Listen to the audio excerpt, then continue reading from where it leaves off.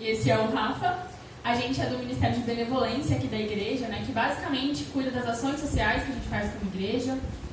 E a gente vai dar início, né, à primeira das séries de aulas de 2023, que tem como tema, né, dentro do tema da igreja, que é Somos uma Igreja em Constante Adoração a Deus. E dentro disso a gente vai fazer uma série de aulas em fevereiro, que diz a religião pura e verdadeira aos olhos de Deus. E, para começar, eu queria trazer uma pergunta para vocês. O que vocês acham que é uma religião pura e verdadeira? Vocês têm algum chute aí? Não tem problema errar, não. Que segue o que está escrito na Bíblia? Mais alguém?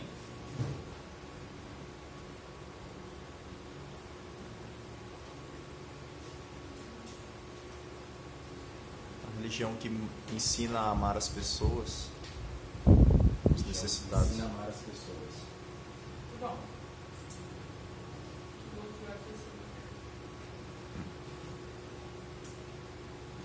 Gente, muito bom que vocês falaram. Acho que a gente vai trazer um pouquinho disso. Obrigada.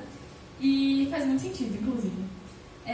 Eu queria ir com vocês ler a primeira escritura que a gente vai trazer hoje. Está lá em Tiago 1:27, mas não precisa ir lá, porque vai estar aqui no slide. É na versão NTLH.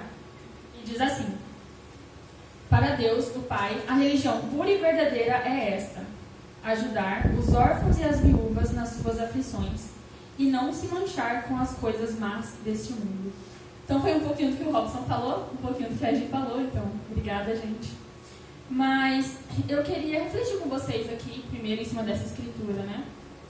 Ela traz aí 2 pontos. Então, o primeiro fala sobre ajudar os órfãos e as viúvas nas suas aflições. Isso seria basicamente ter ações benevolentes com as pessoas, né? É se preocupar e agir em prol das pessoas, né? Dos necessitados, das pessoas que estão passando alguma dificuldade. E ela também traz um segundo ponto, que é não se manchar com as coisas más deste mundo. Que basicamente é seguir os caminhos de Deus, né? Seguir a lei de Deus, seguir a escritura que a gente tem na Bíblia. E, sabe, eu não sei vocês, mas eu, muitas vezes, me preocupo muito mais com o segundo do que com o primeiro ponto que ele traz, que é sobre não se manchar com as coisas más deste mundo, né? Então eu fico pensando, como eu posso ser uma pessoa melhor? O que eu posso fazer para agradar mais a Deus? Então, como eu posso agir de uma forma mais correta, né? Moralmente correta? E, assim, eu vejo muitas pregações mostrando isso. Então, como eu posso ser mais espiritual? Como eu posso orar mais? Como eu posso jejuar mais? Como eu posso entender mais da Bíblia? E isso é muito bom também, mas muitas vezes eu fico me sentindo egoísta com isso, né? Até fria ou um pouco religiosa, porque eu estou pensando só em mim, sabe? Só em como eu posso ser melhor. E é engraçado que eu fui procurar pregações falando sobre benevolência, sobre caridade, e é muito difícil achar. Então, assim, não sei nem como que eu posso procurar o tema, porque eu jogava algumas palavras-chave e não achava muitas coisas. E isso me entristeceu bastante e me preocupou também, porque esse olhar com o outro, de se preocupar, de se negar, né, de pensar nas outras pessoas, era muito a forma que Jesus, ele vivia, era a forma como ele agia, né? Ele ia, ele curava, ele saía buscando as pessoas, ele ia até as pessoas, ele fazia diferença na vida das pessoas. E eu não vejo muitas vezes isso, a gente fazendo isso, sabe? Como igrejas mesmo, como cristãos. Isso me preocupa e me entristece, porque, poxa, o que a gente está querendo, né? Eu quero ir para o céu. Os outros eu não me preocupo, não percebo se alguém está passando alguma coisa, sabe? Alguém em casa, alguém no trabalho, alguém na rua. Então, isso me deixa bastante reflexiva com uma forma como eu tenho agido e também com uma forma que, no geral, o cristianismo, né, tem sido vivido. Muito bom, pá. E isso também me faz até lembrar uma analogia que uma vez me explicaram. E por isso que eu coloquei essa cruzinha aqui, mas temos essa cruz também, né? A cruz, ela é formada de 2 partes. Uma que é assim, que representa muito o nosso relacionamento vertical, né? O nosso relacionamento com Deus. que me lembra a segunda parte aqui dessa escritura. A gente tem que ter um relacionamento com Deus. A gente tem que se debruçar nas escrituras e querer ser melhor. Mas também tem a segunda parte da cruz, que é assim, né? E essa segunda parte, ela fala do nosso relacionamento horizontal, do nosso relacionamento uns com os outros, né? Que a gente deve olhar uns para os outros e deve se preocupar uns com os outros. E não só estar preocupado em vir para a igreja para, eu quero me fortalecer, eu quero coisas para mim, né? Como que a gente tem tido esse olhar com a outra pessoa? Então essa outra parte ali da cruz me lembra isso. E quando me falaram isso, eu achei muito legal, porque me ajuda a refletir sobre esses pontos. Então, eu queria falar que também não só na vida de Jesus, né, mas também ao longo de toda a Bíblia, e no Novo e no Antigo Testamento, a gente vê diversas escrituras que falam sobre isso, sabe, sobre atitudes de benevolência. Então é isso que eu queria falar aqui para vocês hoje, e para isso a gente vai entrar no tema da nossa aula, que é religião pura e verdadeira, responsabilidade de quem? Então, Rafa vai trazer um pouquinho aqui pra gente. Bom dia, igreja. Tudo bem com vocês? Yeah. Gente, então quero dar sequência aqui ao que a Paola falou. Então, hoje a gente vai olhar sobre esse tema de quem é a responsabilidade dessa religião pura e verdadeira. De quem é responsável por essas ações de caridade, ações de benevolência. Então, para isso, hoje a gente vai olhar algumas passagens que estão no Antigo Testamento. Na outra semana que vem, a gente vai olhar as que estão no Novo Testamento. E aí, então, para começar, para entrar nesse tema, a gente vai estar hoje no livro de Deuteronômio. Então, quem puder abrir, a gente vai estar em Deuteronômio, capítulo 15. E para quem não conhece muito sobre essa parte, Deuteronômio é um dos primeiros livros da Bíblia e é um dos livros que Moisés ajudou, um dos livros que Moisés escreveu. Então, só para quem não se lembra, Moisés ele viveu há muitos anos atrás, muitos milênios atrás, e ele ajudou o povo hebreu, o povo de Deus, que era escravo no Egito, que estava sendo oprimido lá, a fugir, a se libertar. Então Moisés ajudou essas pessoas, tirou elas da escravidão e levou para uma terra que Deus prometeu que eles iam poder viver. Uma terra onde eles poderiam viver sobre os ensinamentos de Deus. Mas Moisés não pôde chegar nessa terra. Ele levou o povo até lá, mas ele mesmo não entrou. Então esse último livro, Deuteronômio, seria um grande discurso de Moisés para o povo. Os últimos ensinamentos, as últimas regras que ele deveria passar para as pessoas. Então a gente vai olhar agora quais ensinamentos, quais mandamentos que foram passados para o povo lá atrás.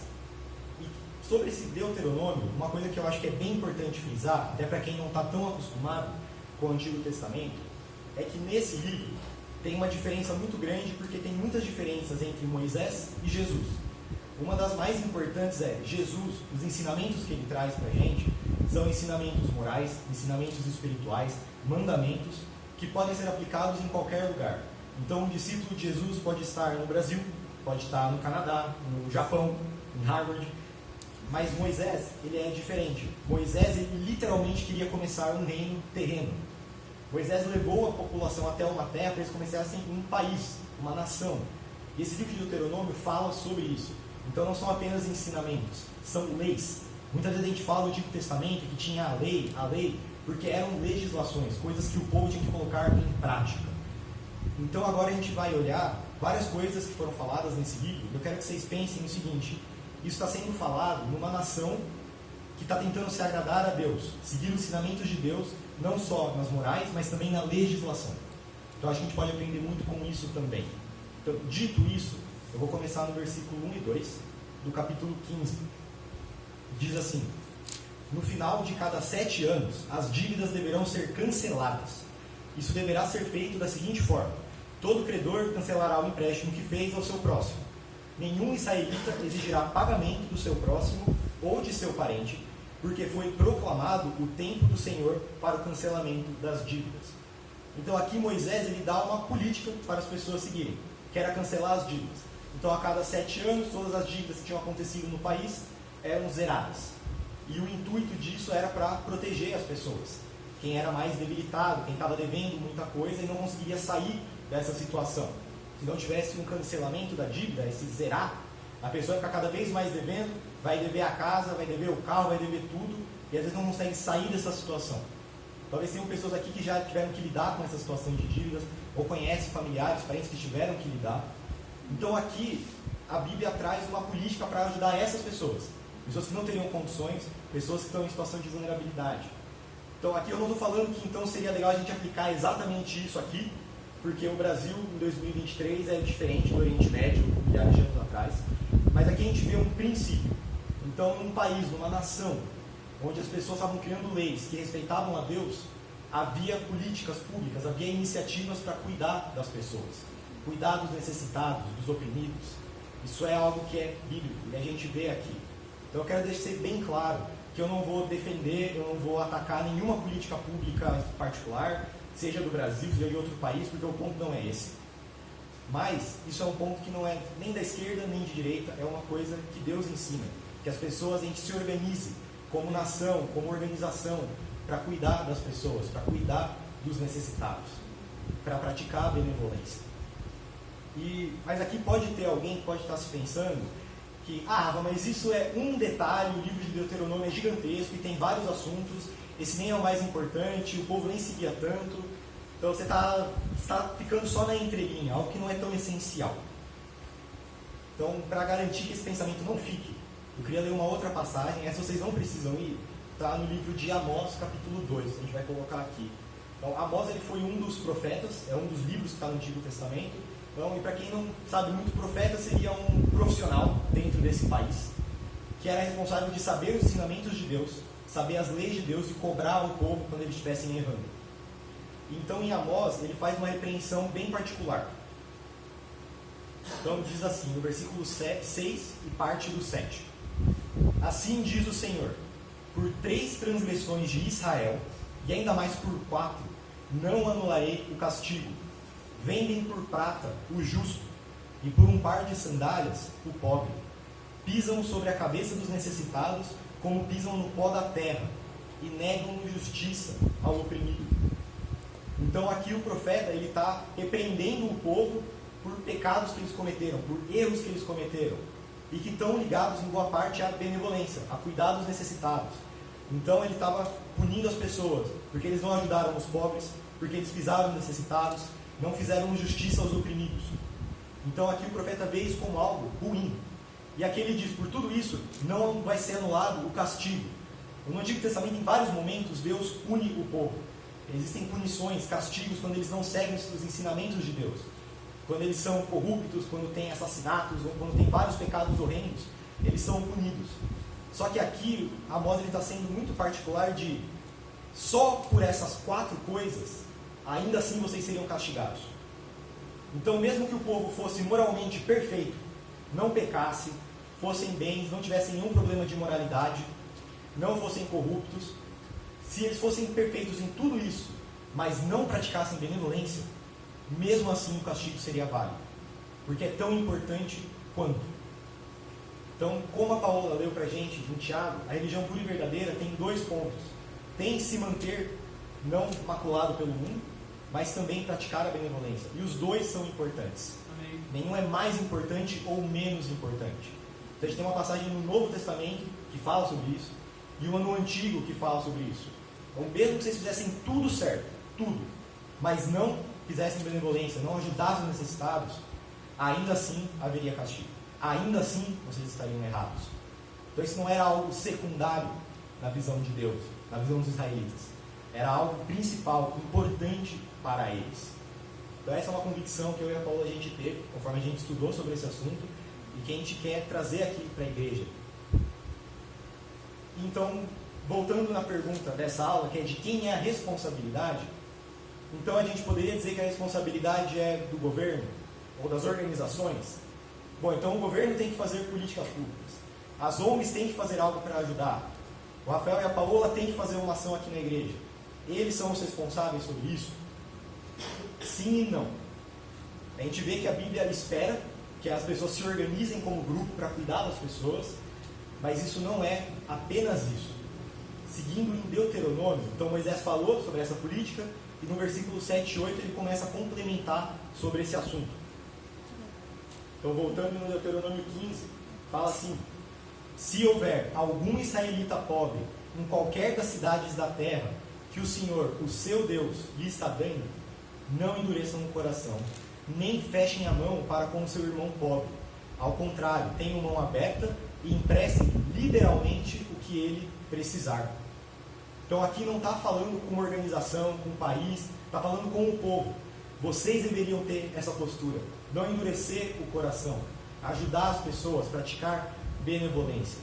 Então não está sendo cobrado apenas dos grupos, apenas do país, das ONGs, está sendo cobrado das pessoas também. E no próximo versículo 9 já vem uma outra advertência, caso não tenha ficado claro ainda. Versículo 9, Moisés fala: cuidado, que nenhum de vocês alimente esse pensamento ímpio. O 7º ano, o ano do cancelamento das dívidas, está se aproximando e não quer ajudar o meu irmão pobre. Ele poderá apelar para o Senhor contra você e você será culpado pelo pecado. Então aqui a Bíblia ela já adverte sobre um pensamento. Então qual que seria? Naquele contexto, no 7º ano a dívida seria zerada. Então poderia alguém que ia pensar: eu não vou emprestar o dinheiro agora, eu não vou ajudar agora, porque daqui a pouco vai zerar a dívida, eu vou perder dinheiro. Eu vou deixar para ajudar depois, eu vou deixar que outra pessoa ajude. E esse pensamento, esse modo de pensar egoísta, ele é repreendido nas Escrituras. E aí, como eu disse, a gente não tem esse ano de cancelamento das dívidas aqui, mas eu já vi pessoas falarem no meu cotidiano: eu não vou ajudar, não vou fazer nada não, eu já pago imposto, já tem política, eles se viram. Eu não vou fazer isso, já tem uma ONG que está resolvendo, então eu vou resolver minha vida.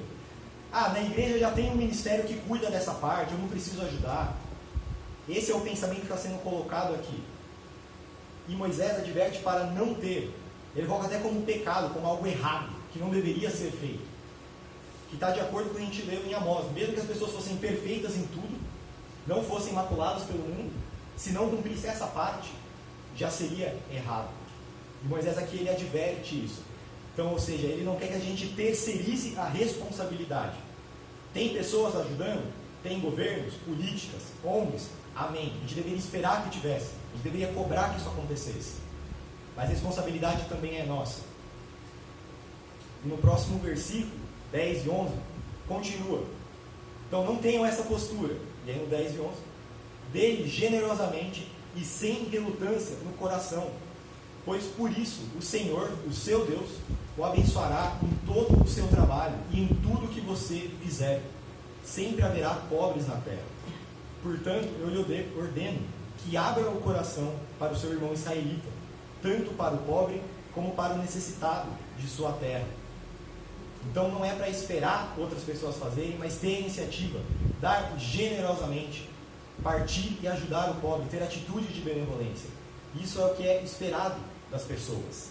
Então é falado aqui em Deuteronômio, que é um lugar onde está sendo colocado regras para o povo seguir.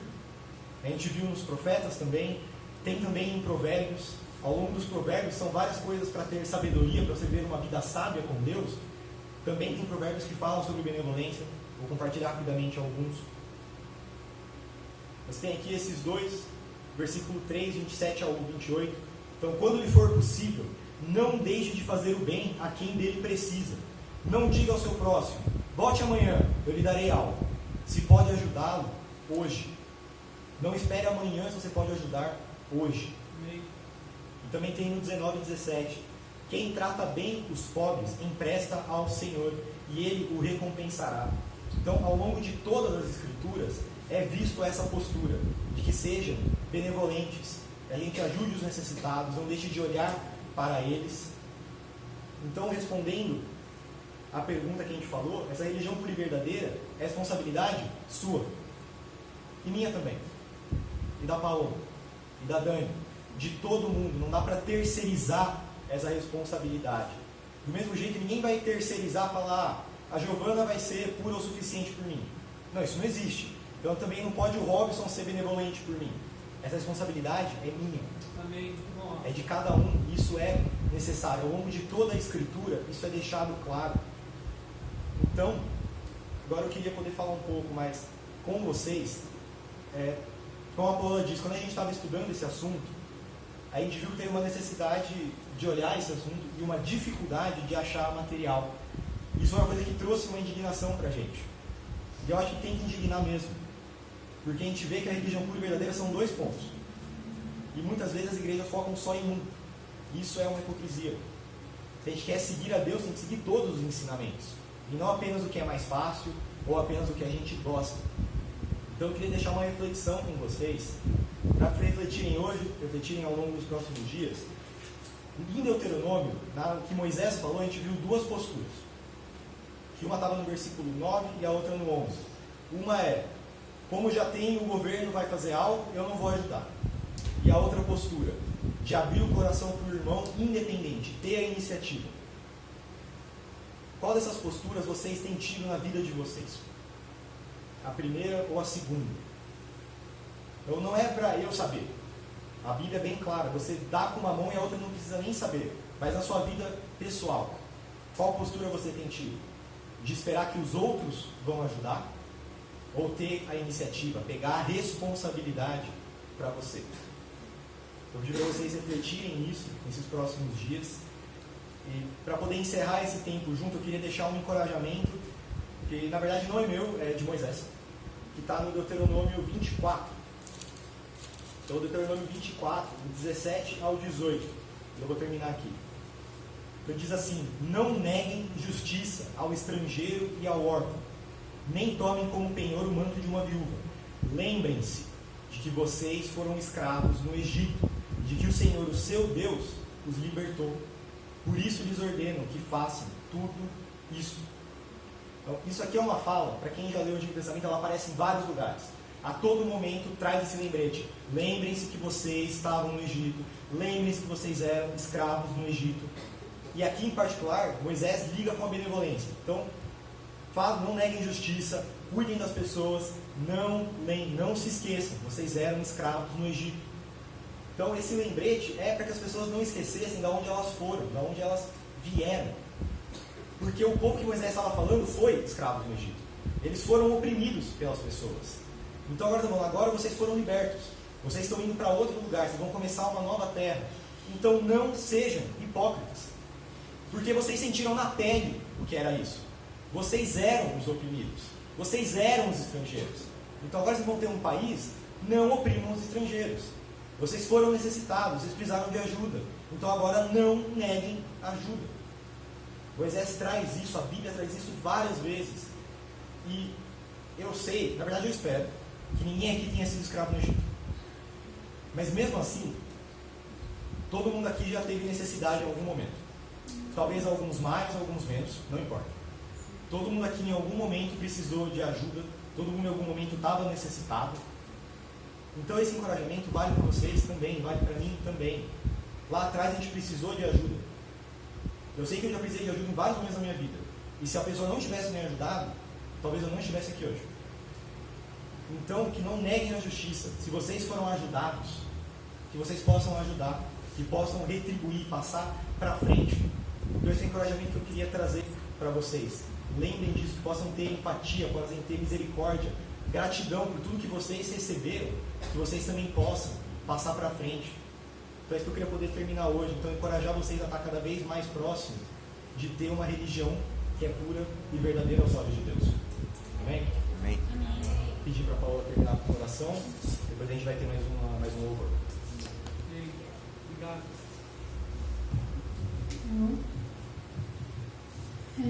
Senhor Deus, Pai querido, bondoso, grandioso Deus, eu queria te agradecer, Pai, por estar aqui, Senhor, por essa oportunidade, Deus, de falar da Tua palavra e de ter, Senhor, esse encorajamento também, Pai, para que a gente possa lembrar o quanto o Senhor foi bondoso, o quanto o Senhor foi benevolente, o quanto o Senhor nos ajudou, Pai, e que, por favor, o Senhor nos ajude a ter esse coração para com as outras pessoas, para com os nossos irmãos, para com as pessoas que a gente não conhece, mas também com aquelas que a gente conhece no trabalho, na nossa família, Pai.